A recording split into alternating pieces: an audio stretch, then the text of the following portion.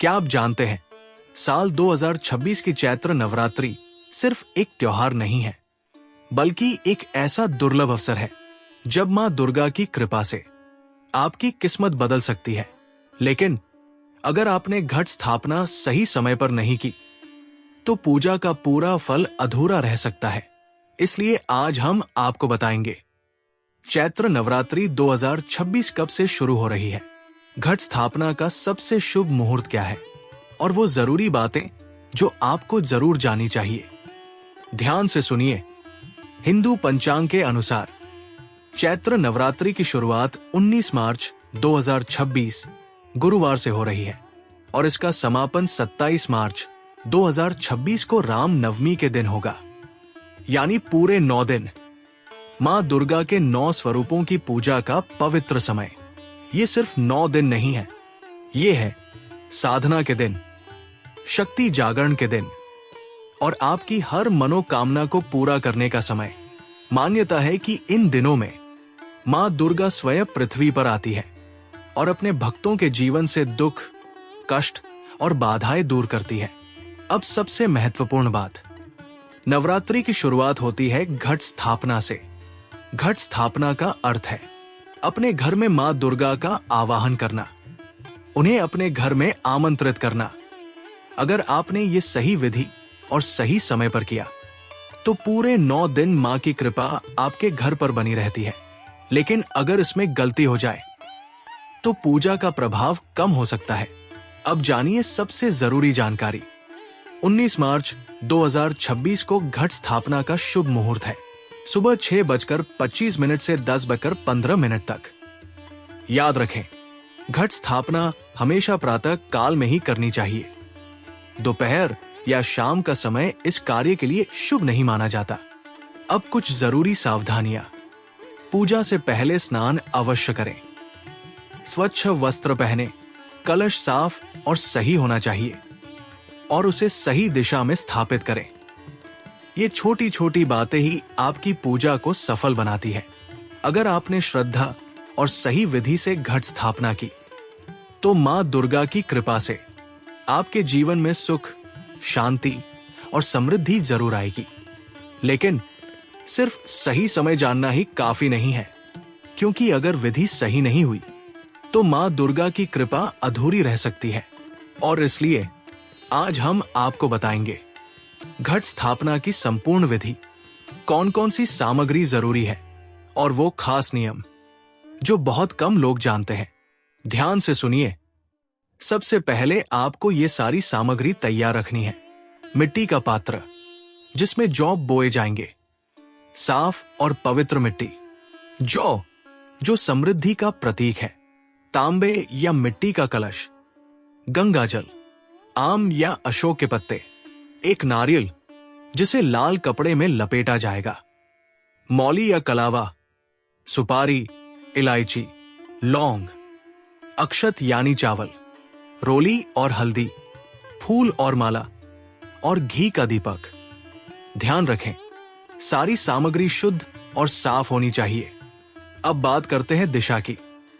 घट स्थापना हमेशा घर के उत्तर पूर्व कोने में करनी चाहिए, जिसे ईशान कोण कहा जाता है। अगर यह संभव न हो, तो अपने मंदिर स्थान पर भी कर सकते हैं, लेकिन ध्यान रखें, दक्षिण दिशा में कभी भी कलश स्थापित न करें। अब जानते हैं पूरी विधि। सबसे पहले मिट्टी के पात्र में मिट्टी डालें और उसमें जौ बोएं। ये जौ आपके घर की उन्नति और वृद्धि का प्रतीक होते हैं। इसके बाद कलश को तैयार करें। कलश में गंगा जल डालें, फिर उसमें सुपारी, लौंग, अक्षत और एक सिक्का डालें। अब कलश के ऊपर आम के पत्ते रखें और उसके ऊपर लाल कपड़े में लिपटा हुआ नारियल रखें। इसके बाद कलश के गले में मौली बांधें। ये सुरक्षा, श्रद्धा और पवित्रता का प्रतीक होता है। अब आता है सबसे पवित्र क्षण।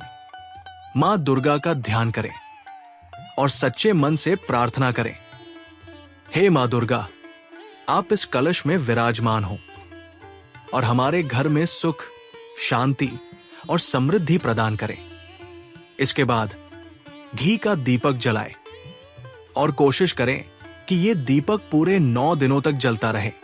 ये अखंड ज्योति आपके घर में सकारात्मक ऊर्जा और दिव्यता लाती है। अब कुछ बेहद जरूरी नियम। घट स्थापना के बाद घर में शांति बनाए रखें। झगड़ा, क्रोध और नकारात्मकता से दूर रहें। इन 9 दिनों में सात्विक भोजन करें और मन, वचन और कर्म से शुद्ध रहने का प्रयास करें, क्योंकि मां दुर्गा सिर्फ आपकी पूजा से नहीं बल्कि आपके व्यवहार से प्रसन्न होती है। अगर आप सच्चे मन से ये सब करते हैं तो मां की कृपा आपके जीवन में जरूर बरसेगी।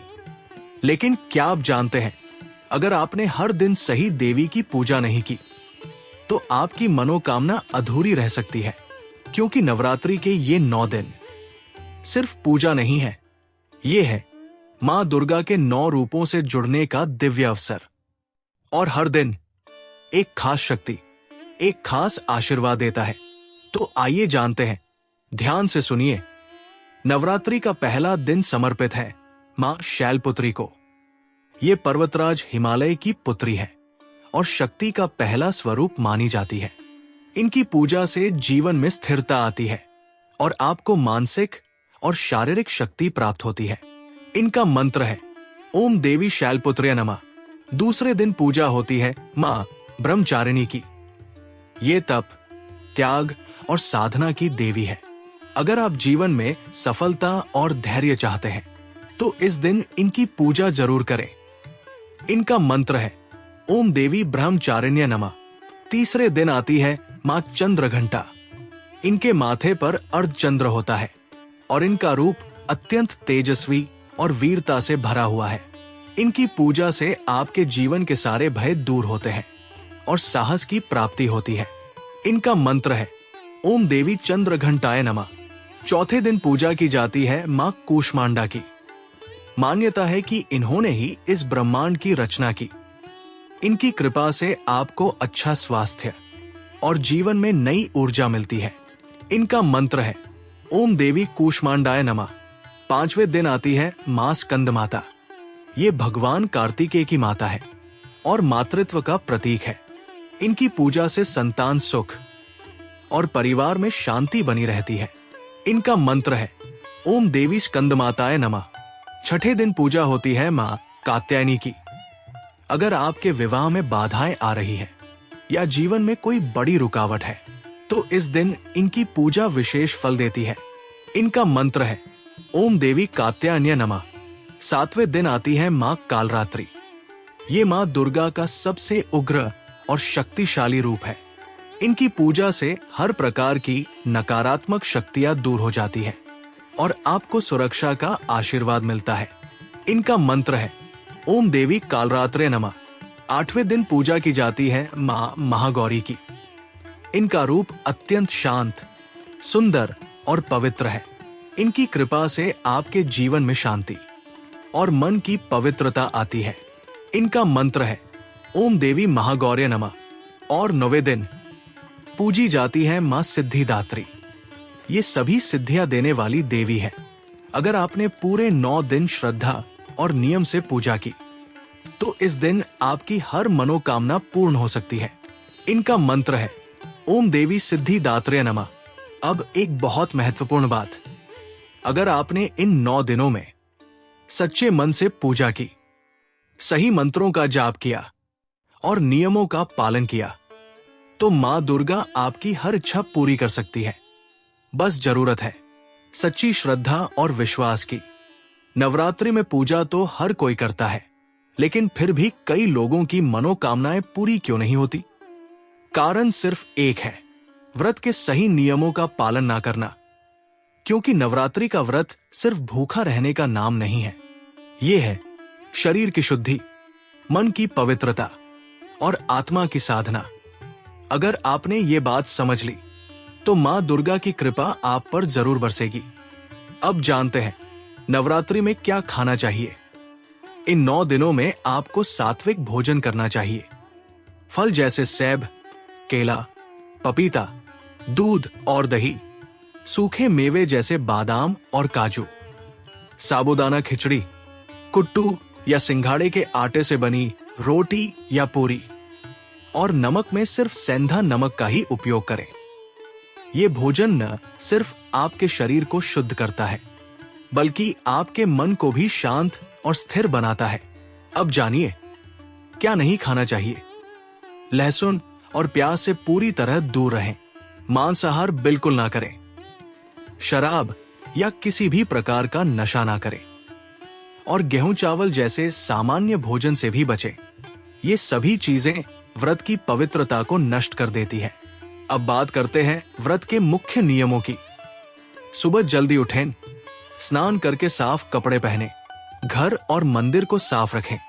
हर दिन मां दुर्गा की पूजा और आरती करें। और सबसे जरूरी, अपने मन को सकारात्मक रखें। किसी के लिए बुरा ना सोचें और किसी का दिल बिल्कुल ना दुखाएं, क्योंकि यही सच्चा व्रत है।